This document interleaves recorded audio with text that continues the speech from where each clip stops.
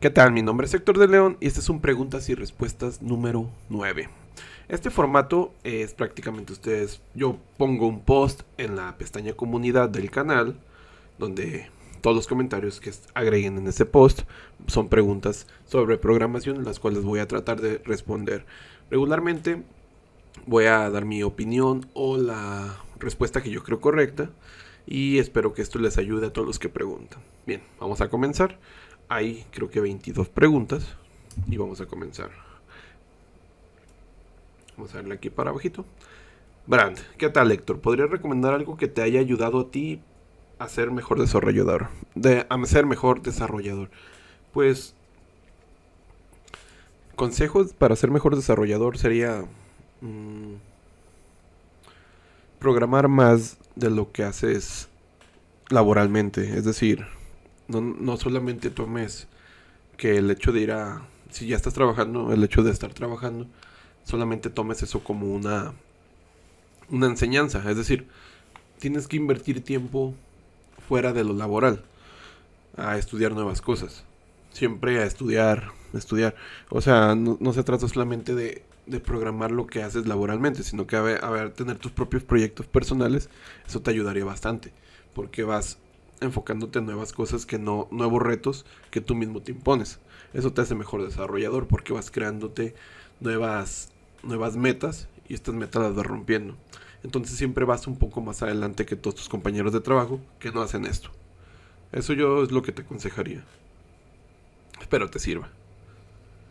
Ya en cuanto a que seas mejor programador, que tengas mejor habilidad, pues trata de resolver metaheurísticas. El problema de las reinas, el de los caballos, el de la mochila, tratar de hacer algoritmos genéticos, etcétera, etcétera. Eso también te ayuda bastante ya en el aspecto como agilidad mental. Yo te recomiendo eso. Vamos a poner corazoncito. Corazoncito. Iván de Jesús Yáñez Barranco. Espero todavía puedas leer esta pregunta. Tengo una pregunta como es... ok. ¿Cómo es mejor administrar la base de datos para el CRUD en un sistema web? Creando un ASP.NET Core con LinkU o Entity Framework. ¿Cuáles son las diferencias de estos? ¿O qué otras formas hay de administrarlas? Gracias, amigo, soy tu fan. No, pues gracias a ti. Ay, medio tos. Bien. Aquí la pregunta en sí es que LinkU y Entity Framework no son contrapartes. Entity Framework es un ORM. Un ORM es prácticamente un espejo de tu base de datos convertido a código. Código que puedes utilizar con programación orientada a objetos. Es decir, un ORM te ayuda a hacer inserciones en la base de datos sin tener que utilizar queries como programador. Es decir, vas a utilizar clases. Cada tabla de tu base de datos o vista va a tener una clase. Entonces de esta clase tú vas a crear el objeto y ese objeto lo vas a llenar y ese objeto tiene que tener, tienes que tener un contexto que es como el padre de todo tu ORM, y este contexto va a tener métodos para agregar los objetos. Estos objetos los llenas, con el contexto los agregas, debe tener un método add o remove, que también sirve para eliminar, y prácticamente hace la tarea de que sea más simple hacer inserciones en la base de datos. Esto es un ORM, esto es Entity Framework. LinkU es un metalenguaje que está agregado en C#. LinkU te sirve para hacer consultas. Entonces te sirve tanto para hacer consultas sobre Entity Framework, o sobre arreglos, o sobre XMLs, o sobre cualquier colección de datos. Entonces LinkU es una cosa, Entity Framework es otra cosa, trabajan de la mano y es una buena manera combinando las dos cosas de obtener los datos de una base de datos. ¿Cuándo es mejor utilizar Entity Framework? Si es mejor utilizar Entity Framework para hacer un CRUD, pues depende. Hay otras formas de insertar bases, hay otras formas de obtener los datos e insertar datos en una base de datos aparte de Entity Framework. Ya tengo un video yo donde explico otras dos formas. Y tengo también videos de CRUD donde no utilizo Entity Framework. Te los recomiendo. Puedes poner CRUD sin Entity Framework HDLeon y te va a salir en el buscador de YouTube. ¿Cuándo utilizar qué? Bueno, cuando vas a hacer un CRUD en el cual tú sabes que el performance no es tan importante, es decir, va a ser un CRUD solamente de una inserción en una tabla, va a ser un CRUD que a lo mejor vas a tener 20 usuarios en tu sistema, entonces utiliza Entity Framework, no te compliques. hay otro aspecto que a lo mejor vas a tener un sistema en el que vas a estar limitado, que va a haber 1000 usuarios, ahí donde sí ya te recomendaría que utilices algo con un mejor performance, igual directamente SQL Commands y ya más directamente los queries, pero esto es dependiendo. Esto es donde tú tienes que tener herramientas y saber qué utilizar dependiendo del problema. Ni una ni otra, simplemente el problema te va a decir qué es lo que necesitas. Por eso yo te diría, no es como que lo mejor, simplemente tienes que acoplarte al problema. Espero te haya servido. Iván. Eduardo Krat. Hola, buen día. Espero que estés excelente, Héctor. Mi pregunta es la siguiente. ¿Cuál fue el programa que más se te dificultó para programar y que después te resultó demasiado simple? Muchas gracias de antemano. El que más se me dificultó para programar no es tanto programar, más bien el proyecto que más se me dificultó para trabajarlo. Hace 3 años trabajé para un proyecto del Estado de México, de CFE. CFE viene siendo viene siendo como una empresa del gobierno, se supone que es del gobierno, pero parece que no, que es la que nos administra la energía. El proyecto era conectar varios medidores, miles de medidores de todo el Estado de México por radiofrecuencias, y estos medidores, el problema de los medidores no era tanto la conexión, bueno sí, el problema en sí es que era una conexión mono, es decir, solamente te puedes conectar al medidor uno a la vez. Eso es una pavada, porque ya existiendo tecnología mejor hoy en día, se utilizaron medidores del año del caldo, aquí decimos en México. Bien, el problema pues ahí estaba, ¿no? No podías conectarte dos a la vez. Entonces tenías que crear una cola de procesos. La cola de procesos te daba el turno. Entonces yo todo esto lo visualicé como cuando vas a una taquilla. La taquilla puedes tener varias taquillas. Cada taquilla es un medidor. Y hay una fila en cada taquilla, pero cada taquilla nomás atiende una persona a la vez. Entonces yo lo visualicé. ¿Te fijas cómo fui organizando con cosas cotidianas un problema que de repente se ve complicado, pero lo va relacionando con soluciones ya cotidianas que ya lo resuelven, como una taquilla? En la taquilla se forma la gente. Esta gente pues va uno a la vez, compra su boleto y el que sigue, ¿no? Entonces igual acá sí lo organicé, pero con un hilo por cada medidor. Aquí te lo estoy resumiendo, era más complejo que todo esto. Es el proyecto que más se me complicó, no tanto por el problema en sí mismo, sino por la burocracia que hay detrás en una empresa como este tipo. Tener que viajar tanto, tener que organizar un equipo, trabajar con otros equipos que se encargaban de otras capas del proyecto, que es el hardware. Entonces todo este tipo de cosas se hace problemático cuando estás trabajando con un equipo, con un hardware mediocre.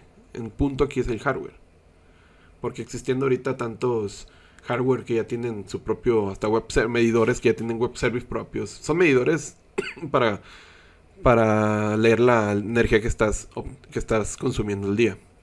Entonces, prácticamente aquí querían ellos ver desde el servidor ya cuánta energía está consumiendo todas las personas. Bien. El punto aquí se complicó no tanto por la problemática que fuera compleja, sino por la burocracia. Entonces para mí lo más difícil siempre ha sido la burocracia. La burocracia para mí es una basura. Y a veces tú como programador dices, sí, es que yo voy a solamente programar. No, pero aquí yo fui arquitecto de software y líder técnico. Sí programé algunas partes, obviamente, pero en sí yo planteé toda la solución de la capa de software. Ya la capa de hardware pues no era mi problema. Y el problema aquí, te digo, a mí lo que más se me ha complicado siempre es la burocracia y trabajar con otros equipos que realmente es como tú tienes tu equipo, pero el otro equipo lo tiene otro líder que es de otra tecnología y a veces ellos están rotando gente y pues es el problema de ellos, a veces tú lo absorbes también, tiempos, etcétera, etcétera. Eso es lo más complicado que se me ha hecho. Ahora, si yo volviera a hacer ese proyecto, pues lo haría mucho más fácil. Si yo tuviera el poder de escoger el equipo, yo también se me haría más fácil.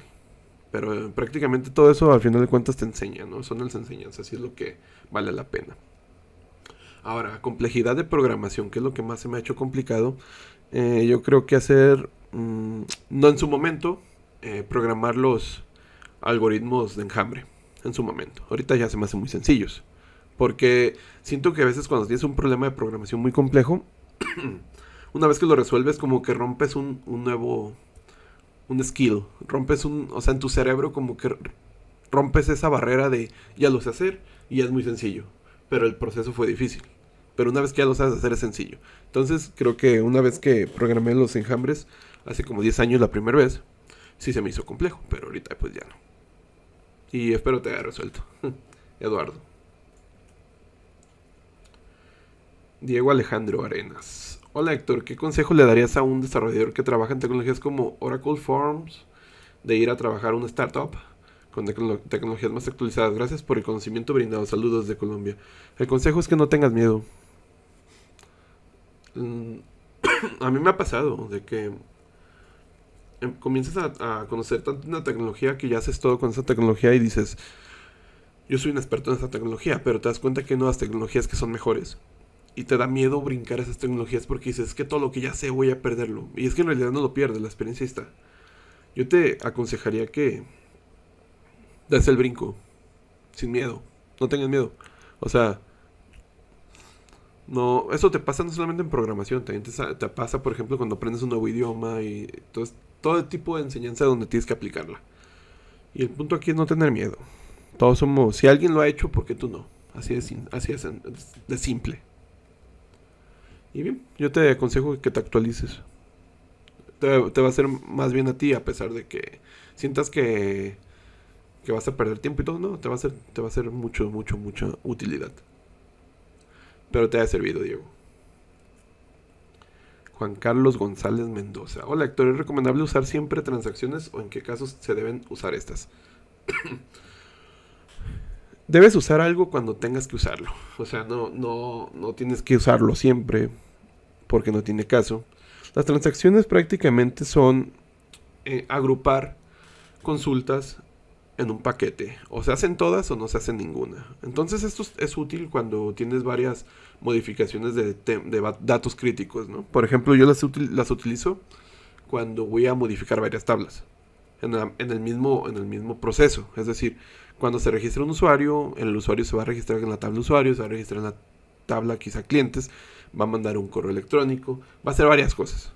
Entonces, la transacción yo la utilizo en un Store Procedure cuando se va a modificar o leer datos de varias tablas. ¿Por qué? Porque podría ser que estás haciendo una inserción a la tabla primera, va a ser una inserción a la tabla segunda, pero puede que falle, que el servidor se haya caído, o que tus datos no tengan un tipo correcto, no lo hayas filtrado bien. Entonces, si falla la segunda tabla, estarías metiendo datos basura en la primera, porque la segunda tabla ya no se podría insertar, el proceso no se cumpliría. Entonces, la transacción te ayuda a hacer un rollback, es decir, si falla algo, regresar a como estaba todas las tablas que están dentro de este grupo. Bien, entonces, ¿cuándo debes usarlas? Cuando se necesite modificar datos muy... otra cosa, la transacción bloquea tu tabla. Entonces también es otro punto, porque una vez que estás haciendo una transacción, me ha tocado conocer gente que hace una transacción y no hace el commit y bloquea la base de datos hasta que hagas el commit o hasta que reinicies el servidor. Entonces, esto es común cuando las personas comienzan a hacer transacciones. Yo te recomiendo cuando los datos sean muy confidenciales, datos muy importantes, que tienen que insertarse y si no se insertan, se pueda revertir.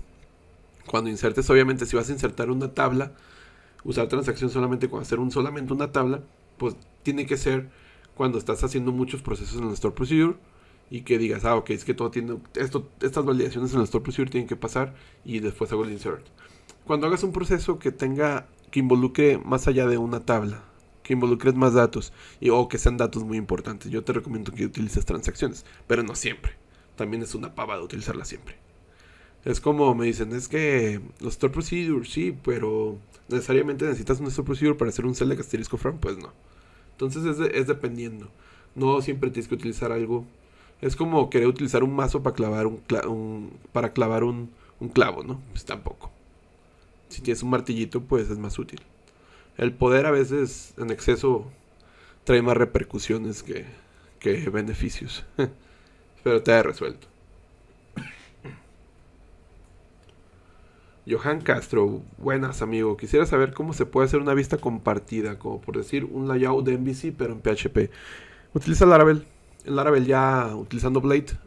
Cuando estás trabajando con MVC.net y te pasa a Laravel es muy sencillo porque es muy parecido. O sea, ya estás trabajando sobre un framework que es muy parecido y estás trabajando sobre un motor de vistas llamado, en el caso de Laravel, llamado Blade, que es muy parecido a Razor.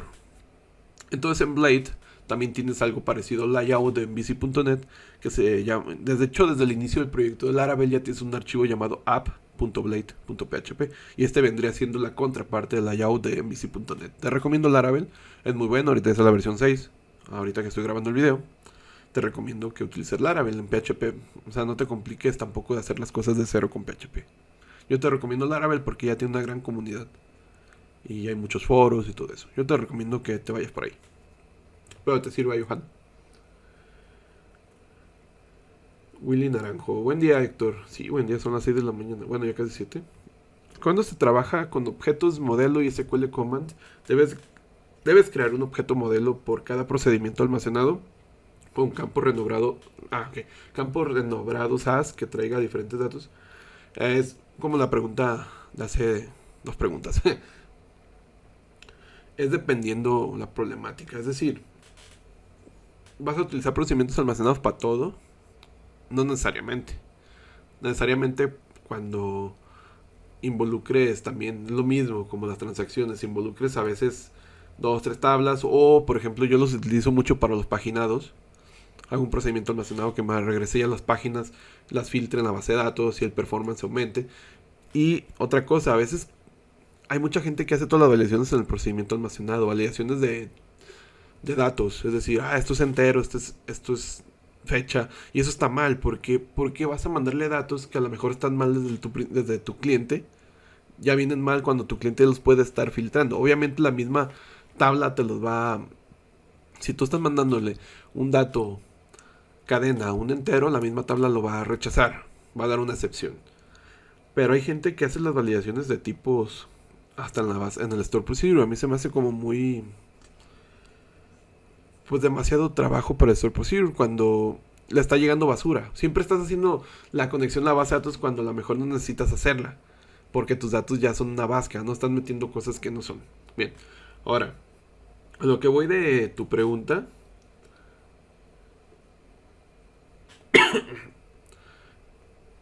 el sí utilizar store procedures no necesariamente tiene que ser siempre.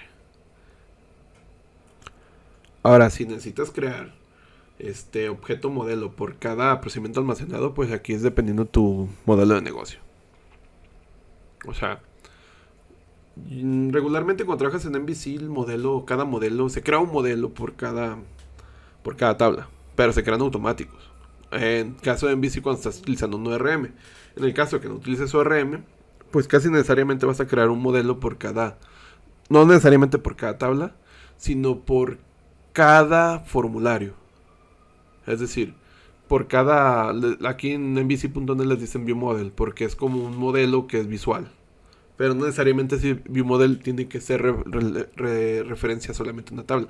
Por ejemplo, pasa mucho que a veces es una base de datos que tienes la tabla usuarios y tanto clientes como empleados tienen un usuario. Entonces haces una tabla usuario, haces una tabla cliente, otra empleado y esto la relacionas con usuario. Pero cuando haces tú ya visualmente, haces un view model que tiene tanto los campos de usuario como los campos de cliente o los campos de usuario y los campos de empleado. Entonces aquí ya no necesariamente es que cada modelo sea una tabla, sino que más que nada es como tú lo estás visualizando en tu modelo de negocio. Podría ser que a lo mejor también un modelo tenga datos, o sea, un maestro de detalle. Un maestro de detalle que viene siendo cuando tienes una entidad que tiene varios hijos. Entonces tu modelo podría ser una clase que tiene campos que a su vez tiene una lista de otros objetos. Entonces aquí es dependiendo tu modelo de negocio. Yo te recomiendo visualices tu modelo de negocio, como lo va a ver el usuario, y como lo ve el usuario tú hagas los modelos. Ya en la programación tú vas a hacer el store procedure necesario para insertar tus datos recibiéndolos de ese modelo. Esto ya es dependiendo del modelo de negocio. No es como una regla, simplemente es dependiendo del modelo de negocio. Pero te ha resuelto, Willy. Willy con doble I. Inf20. Saludos, Héctor. Saludos. Me gustaría saber cómo puedo subir archivos a Google Drive usando C Sharp. Para Google Drive hay una librería llamada, ya desde Nuget, tú la puedes bajar. Se llama google.api.drive. Bájala y te va a servir. Y es que es el mismo que te provee Google. Yo te diría que utilices eso. Obviamente, yo no tengo video, sería buena idea hacer uno. Es muy sencillo. Lo único complicado que a veces mucha gente se le complica es la autentificación. Porque te tienes que autentificar por el logout de Google. Es decir, tienes que mandarle tu usuario, tu contraseña. Bueno, te bajas un archivito que trae ya los servicios de Google. Eso ya es como todos los servicios de Google es así. También los para leer un archivo de Excel en la nube de Google Drive. Ya tengo un video de eso, puedes verlo y te vas a dar una idea. Pero no es complicado utilizar la librería de Google hecha para Drive en C Sharp. La puedes buscar así en Nuget, ahí te va a salir. Esta librería prácticamente tienes que autentificarte. Después de la autentificación te van a dar un token. Y después vas a utilizar, mandar el archivo como matriz de bytes. Y la vas a indicar tú al string, a cuál carpeta de tu Google Drive. Y ya es todo, no tiene mucha complejidad. Igual pienso que podría hacer un video de eso. Sería interesante. Pero te sirva, Inf20. Fernando Olmos. Buenas, Héctor. Mi pregunta es, ¿a qué se refieren las posiciones como consultor programador SAP? He visto varias ofertas laborales pidiendo ese perfil. Bien. Trabajar con SAP es un tema. Primeramente porque los sueldos son buenos. Yo he trabajado con SAP muy poco. Lo conozco. Hay dos formas de trabajar SAP. También dependiendo la versión de SAP. Que SAP viene siendo un CRM muy complejo que tiene muchísimos módulos. Que sí, prácticamente los programadores de SAP. Sí, una cosa es consultor y otra programador. Consultor viene siendo que tú ya conoces en SAP los módulos, los 16 módulos creo que son, no me acuerdo cuántos son. Y cada módulo te resuelve una parte de la empresa. Una parte de un modelo de negocio. Entonces el problema es que cada empresa trabaja a su manera. Entonces lo que hace SAP es integrar su forma de trabajo a la empresa. Tú como consultor es lo que haces. Analizar la empresa, cómo trabaja la empresa y cómo los módulos de SAP pueden integrarse. Ya como programador haces el trabajo. En sí, SAP se puede trabajar de dos formas. Una es trabajar con las mismas librerías de LL que tiene SAP y otra es con un web service que tiene. Bien, entonces prácticamente cuando esos puestos son de que tienes que conocer los módulos de SAP, cómo trabajan, cómo se pueden integrar, cómo se pueden modificar, cómo trabaja la base de datos. Y otra cosa es ya cómo moverle como programador, que es saberte el API. SAP a mí no me gusta, personalmente no me gusta. Alguna vez lo estudié. Alguna vez tuve ahí unas clasecillas particulares, que un chavo nos proporcionó a mí, unos amigos. Clasecillas, ahí ya más o menos le moví, no me gustó. Se me hizo muy muy estándar parchado. Prácticamente a mí programar SAP, cuando programas la interfaz, que prácticamente a mí se me hace que estás parchando el SAP. Es lo que yo pienso. No me gusta, pero son buenos sueldos. Si te gusta, pues adelante. Como todos, pues si te gusta, vas a ganar bien. Ganan muy bien los programadores o consultores de SAP. Pero son dos cosas diferentes. Pero te sirva, Fernando. Freddy Omar. Hola, ¿qué tal, Héctor? Agradezco tu atención. Mi pregunta es, ¿cuál es la diferencia entre web service y web API en .NET? La pregunta de todo. Un API no necesariamente tiene que ser web. El API es una forma de conectarte a alguna tecnología. Puede ser tanto web, puede ser tanto local, etcétera, etcétera. Puede ser tanto hardware. El API es eso. El web service es una forma de conectarte a un servicio por medio de internet. Este web service, no necesariamente internet, salir fuera, también internet. Pero el web service prácticamente provee soluciones por vía web. Por ejemplo, un web service del clima te va a regresar, digamos, quiero el clima de Guadalajara, y el web service te va a regresar los 5 días, 6 días con sus temperaturas y todo eso. Entonces el web service ya te está resolviendo el pronóstico del clima. Tú solamente vas a solicitarlo ya. Un API puede ser más allá. Un API viene siendo, por ejemplo, el de kernel de Linux es un API. Es decir, tú para modificar desde Linux conectarte, digamos, al administrador de tareas de Linux, vas a utilizar el API. Entonces ya estás hablando de algo que no necesariamente tiene que ser internet. Y espero que lo veas de esa manera. Son dos cosas que pueden ser lo mismo, pero no es como un inner join, ¿no? En una parte se unen, pero no todas las APIs son web service. Entonces espero te resuelva eso. El API no necesariamente es algo web. Hay APIs, por ejemplo, la API de Google Maps, que trabajas sobre los mapas. Y sí trabaja por vía web, porque te conectas a Google. Pero, por ejemplo, la API del kernel de Linux, o por ejemplo, los SDK de algún dispositivo, son APIs también. Por ejemplo, los dispositivos de lectura de dedos son APIs. Y trabajan local. Entonces, eso es un API. Un web service viene siendo ya algo más web. Que viene siendo un API, pero web. Y espero te sirva. Hay API de Facebook, por ejemplo, y es web. Pero no es un web service es un API, pero un API no necesariamente es un web service. Así. Freddy Omar, espero te resuelva. Fernando Olmos Lovera. Otra duda que tengo es, ¿qué es un sistema RP? Un sistema RP viene siendo un sistema que resuelve el modelo de negocio de muchas empresas. Por ejemplo, está Odoo, que es open source. Hay muchísimos RPs en el mercado. Por ejemplo, ahorita hablamos de SAP. SAP es un RP. Prácticamente el RP te resuelve la logística de tu empresa. Resuelve, por ejemplo, la parte de empleados. Resuelve la parte de inventarios, facturas, ventas, órdenes de compra, todo eso. Que regularmente se puede ligar a cualquier empresa, ¿no? Pero a veces las empresas trabajan de una manera muy en específico. Y el RP es cuando se tiene que integrar.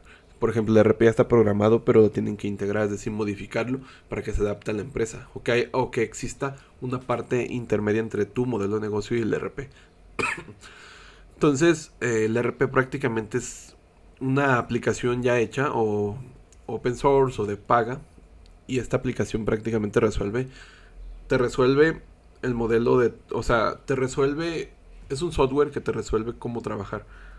Por ejemplo, tienes una empresa de pan, te resuelve cómo llevar los proveedores de harina, te resuelve cómo llevar las facturas a tus clientes, te resuelve cómo hacer las rutas de entrega, te resuelve cómo manejar los empleados. Entonces el RP te resuelve todo, debería resolverte todo la problemática de tu empresa. Te ayuda a organizar recursos, planificar, y te ayuda a llevar, por ejemplo, el control de una empresa. Ese es un RP. Hay muchísimos. Pero te ha servido, Fernando. David Martínez. Estoy estudiando la carrera, solo que ya estoy cansado de programar. Uy, no. De programar. Ya estoy cansado. No vi la coma. De programar no. Eso me encanta, pero cuando estuve trabajando aprendí todas las bases de programación, etc. Y ahora estoy entre las ganas de salirme de la uni y seguir trabajando, y así poder también darme tiempo para hacer unos proyectos en mente. Y entre seguir en la uni, ¿qué me recomiendan? Que sigas en la uni. Ya estás. Si vas a hacer algo, hazlo hasta el final. No, de todas formas aquí pues ya estás en la universidad, vas a programar y te va a servir bastante el papel. Hay mucha burocracia, todo esto. Muchos te van a pedir el título, a mí nunca me lo han pedido. Igual pues ya tengo mucho tiempo sin trabajar en empresas, pero nunca me pidieron el título. Pero hay quienes sí te van a pedir, sobre todo aquí en México la cédula. Si vas a trabajar en el extranjero, regularmente sí te la van a pedir. Yo te diría que sigas en la universidad, termines y adelante. Sigue programando, puedes seguir programando, la universidad no te va a limitar. Yo diría que termines la universidad. Ojalá la termines. David Martínez. Iván David. Hola Héctor, diferencia entre framework, API y librería. Framework. El framework te plantea una forma de trabajar. Framework te dice, si vas a crear una vista, tiene que ir en esta carpeta, tiene que ir con estas reglas, tienes que heredar de esto. El framework te dice, te resuelve muchísimas cosas. El framework te dice, aquí va esta cosa, aquí va esta otra cosa. Si vas a hacer algo para la base de datos, ponlo aquí, etc. Esto es un framework. Ejemplos de framework: Angular, MVC.NET, Laravel, Django, etc. API. API es una, o como le había mencionado en preguntas anteriores, una API viene siendo...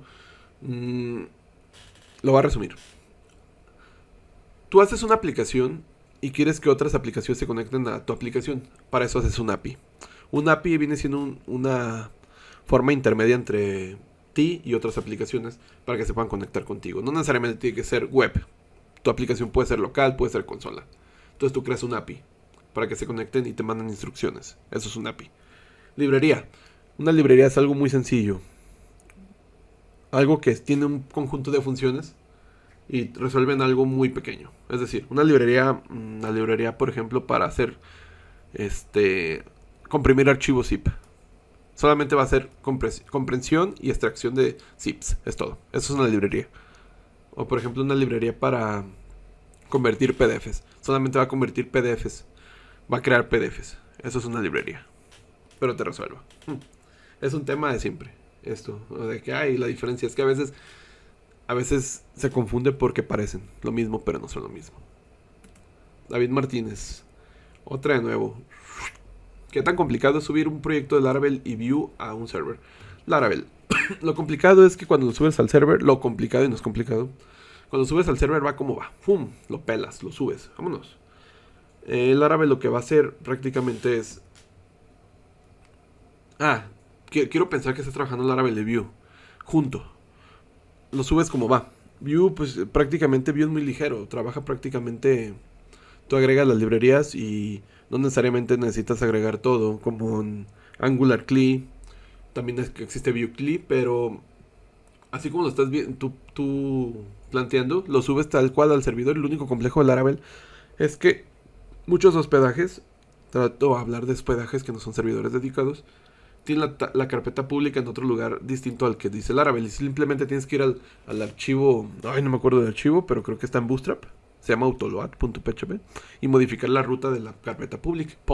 Y es todo. Es lo único complicado. Pero prácticamente lo subes como va. Sobre todo porque estás trabajando con Vue y Laravel. Quiero pensar que Vue está dentro de los resources. Por eso te lo planteo así. Nada más es bien sencillo. Lo subes como va. Y nada más cambias esa carpeta. Si el hospedaje la tiene de otro nombre, porque a veces se llama public, a veces se llama www, otra vez se llama htdocs, etcétera, etcétera. Por eso. Bien. Dani Ramos. Hola Héctor, mi pregunta: si has hecho algún proyecto con pagos en línea como Visa, Mastercard, PayPal, etcétera, ¿cómo puedo iniciar en ese ambiente que recomiendas de saludos de Perú? Aquí el problema es que estás hablándome de Perú, yo estoy en México y los proveedores son diferentes. Un proveedor que me viene a la mente que trabaja en Perú y he trabajado aquí en México se llama Payu. Payu, así como se escucha, Payu.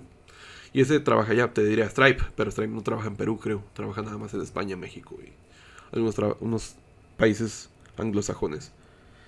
Yo te diría que trabajes con eso. PayPal pues también no hay de pierde. Ya tengo yo un curso ahí también de... Casi todos trabajan igual, Casi todos los proveedores de pago en línea trabajan igual. Si quieres darte una idea, vete el curso que tengo de PHP con Conecta. Ya hice todo un curso completo. Es gratuito, lo puedes buscar en mis videos. Conecta, con K. O sea, COKNETA. Conecta. Nada más va con K a medias. Bien.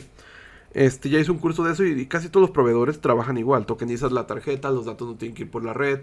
Mandas ya el token junto con los montos, etcétera. Y es todo. Trabajas el backend, recibes esto y se lo mandas.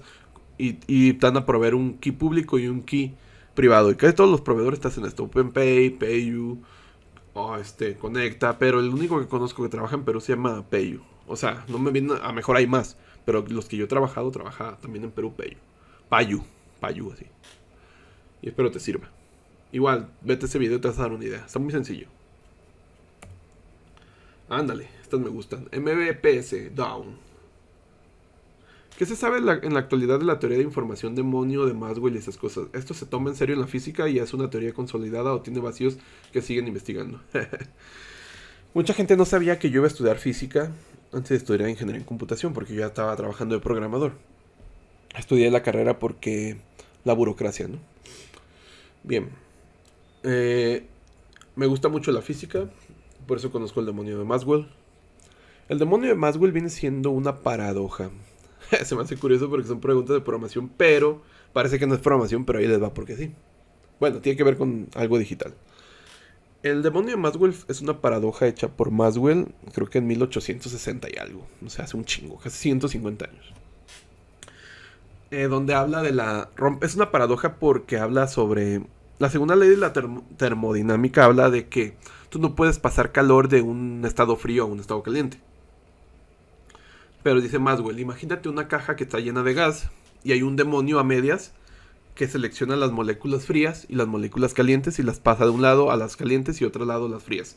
Entonces el hecho de pasarle una molécula caliente a un lado de la caja de gas hace que pases energía al lado derecho. Y es una paradoja porque estaré rompiendo de que de una parte fría estás pasando algo caliente, lo cual lleva energía.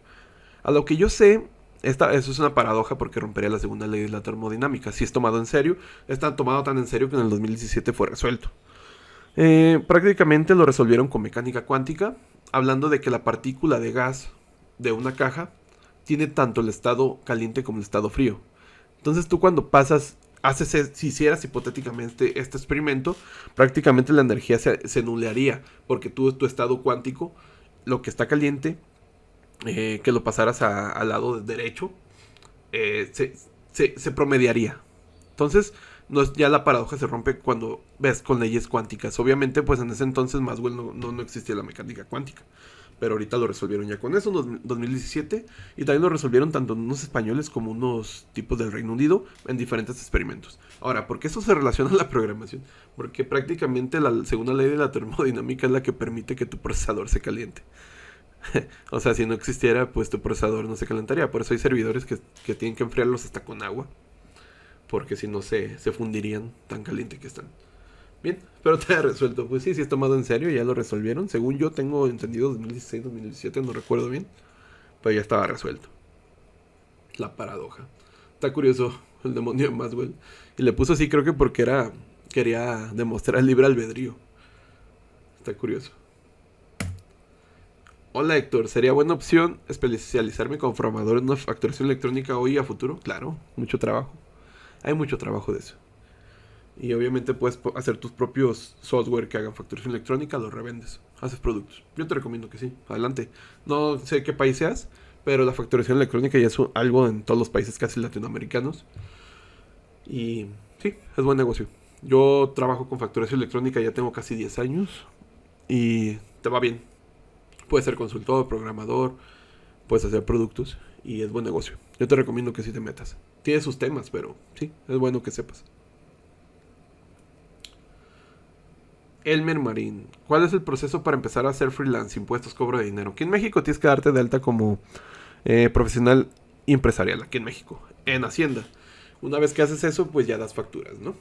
Ahora ya que das facturas, pues vas a pagar impuestos, haces tus declaraciones. Yo por suerte tengo una hermana y un padre que son contadores, entonces a mí me ayuda eso.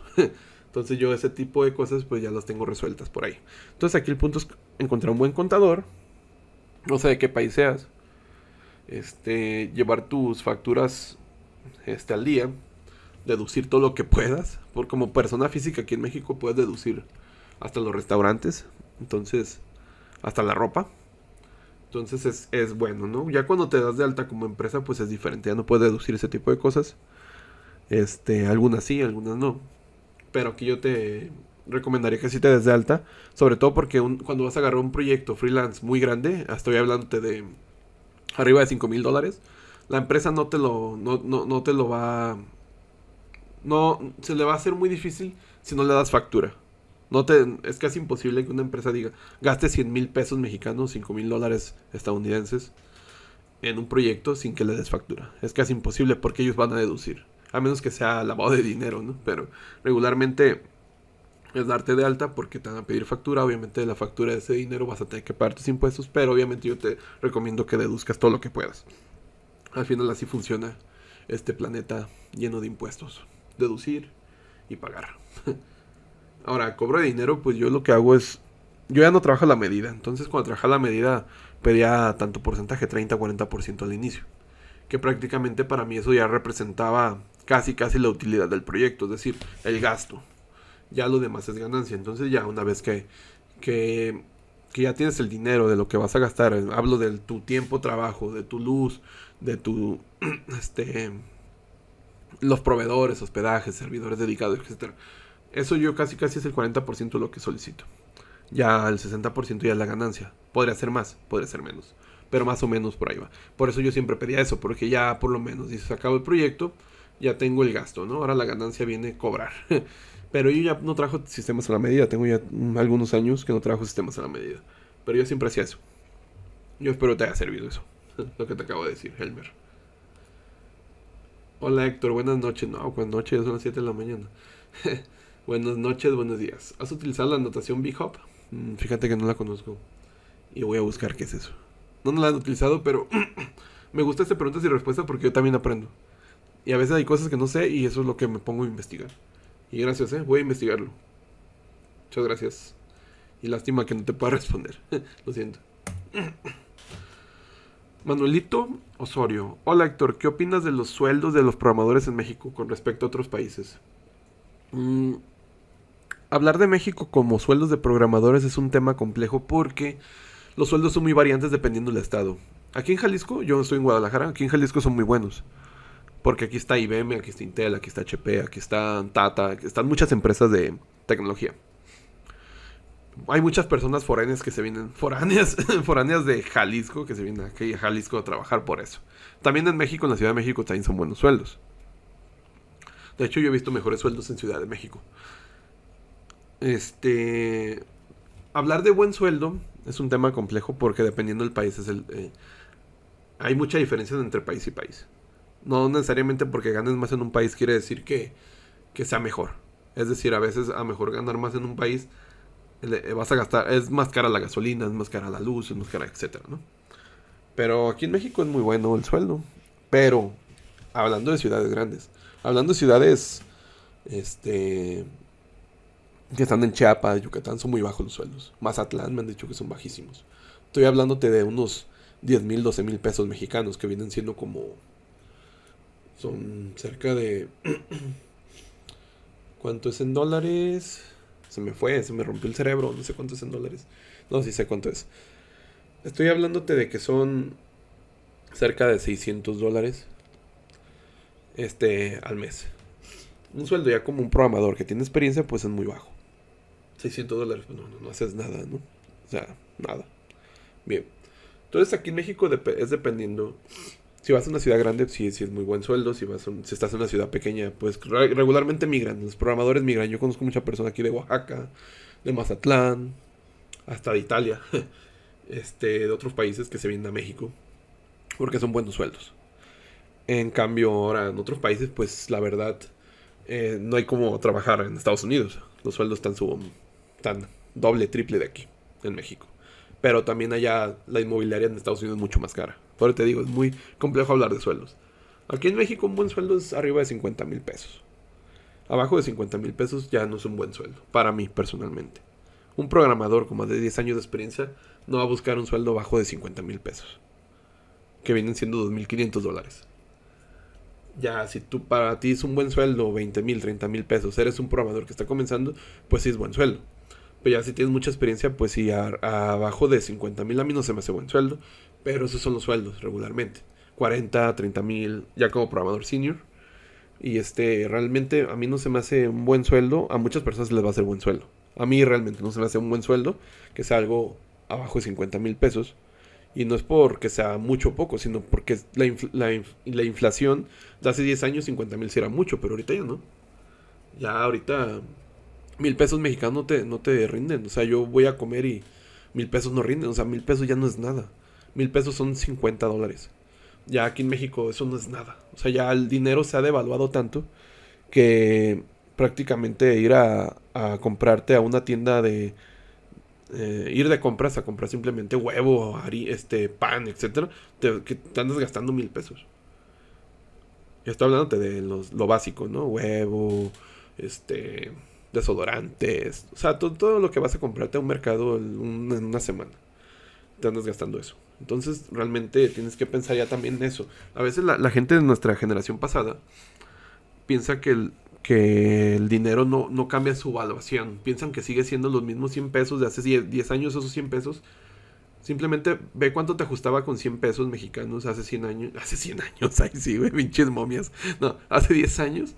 ¿Cuánto te ajustaba comprar con 100 pesos? Ahorita, ¿qué te ajusta 100 pesos? O sea, realmente el dinero se devalúa demasiado rápido.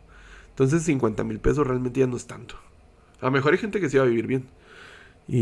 Pero aquí en México comprar una casa, comprarte un carro, pagar, si tienes hijos, pagarle a tus hijos todos sus gastos, vivir decentemente, que es ir a comprarte tu comida básica, salir de vez en cuando con tus hijos. Yo no tengo hijos, por eso pues me rinde más el dinero, pero yo veo teniendo hijos, la verdad no veo cómo con 50,000 pesos te pueda ajustar casi pagar la casa. O sea, las casas son muy caras aquí en México. Entonces, por eso te digo, se oye muy acá de que 50,000 pesos es poco, pero realmente no es mucho. Porque una casa aquí en México ya te sale céntrica, te sale arriba de 1,000,000 de pesos.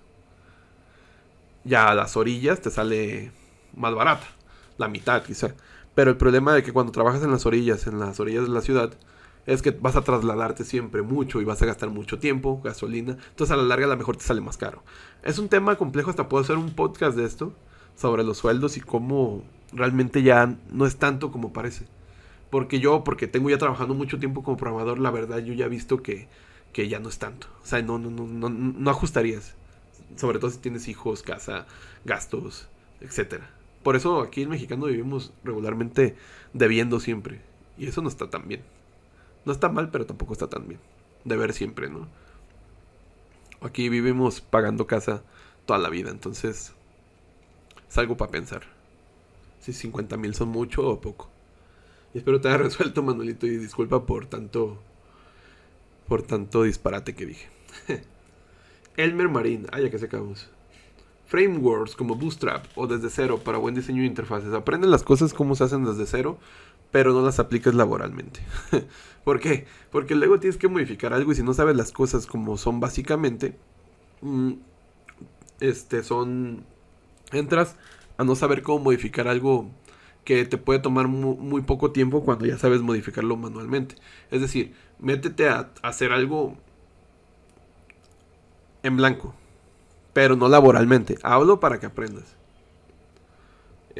Ya ahora sí, ya cuando ya sabes acomodar, sobre todo practica con los dips, cómo acomodarlos de cierta manera que parezcan tablas, que pongas un dip a la izquierda que siempre se mantenga ahí, que pongas un dip al centro que siempre se mantenga ahí, que pongas 3 imágenes de fondo, etcétera.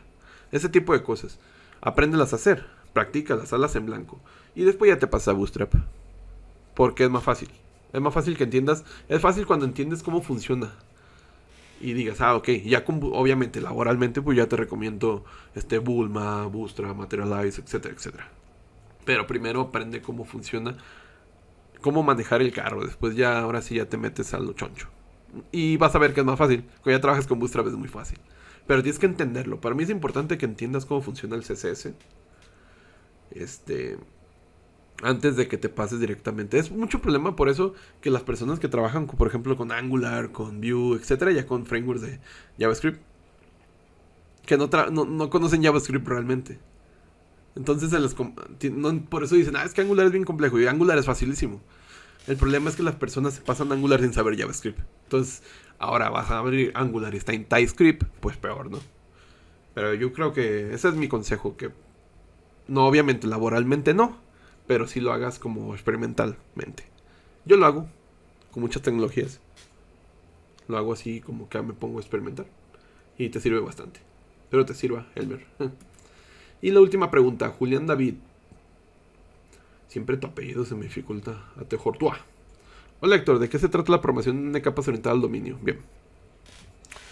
Cuando hablas de capas es porque vas a dividir tu proyecto en ciertas, como se dice, en ciertas. Imagínate que tu proyecto es una fortaleza. Y la fortaleza tiene distintas bardas que se tienen que romper para entrar a tu fortaleza. Bien, en la programación de capas, esas bardas tienen una funcionalidad. Esta barda va a ser el transporte de agua. Esta barda va a servir para que los moscos no entren. Esta barda va a servir para que solamente va a ser autentificación del personal. Entonces en la programación de capas es eso.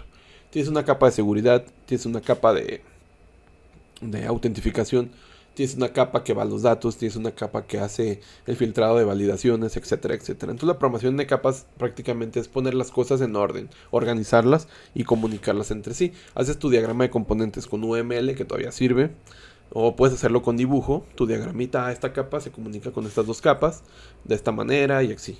Entonces tienes que verlo como una manera abstracta a tu sistema. La programación de capa yo le explico todo ya a nivel práctico en un video. Lo puedes buscar HDLeon, programación N capas, y vas a ver, ahí yo explico cómo lo puedes programar.